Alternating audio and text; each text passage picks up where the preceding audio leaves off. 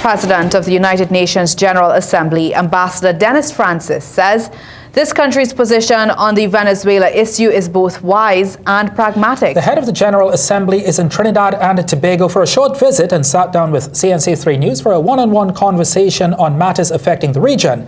We've been following him over the last 48 hours. Trinidad and Tobago's top diplomat back on local soil. 11 months ago, Ambassador Dennis Francis assumed the gavel as United Nations General Assembly President.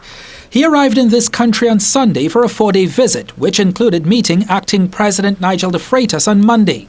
But even here, questions about the conflicts around the world follow him. As President of the UNGA, what would you like to see, Mr. Ambassador, going forward in Venezuela for a dispute resolution?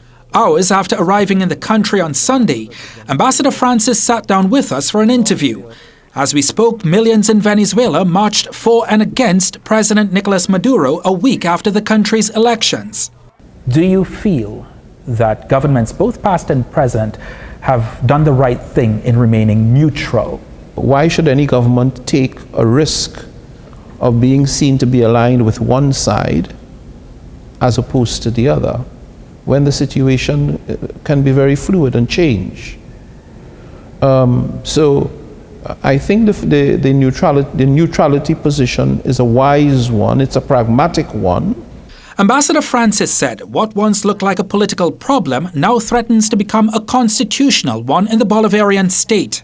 What I would like to see is a deliberate, clear-eyed effort to resolve the issue peacefully.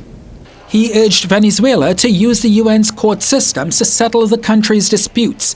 But even with wider implications for Latin America and the Caribbean, he insisted. That's a problem for the Venezuelan people to resolve, not third parties.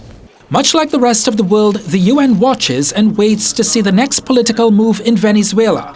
And Trinidad and Tobago has a front row seat to the unfolding drama.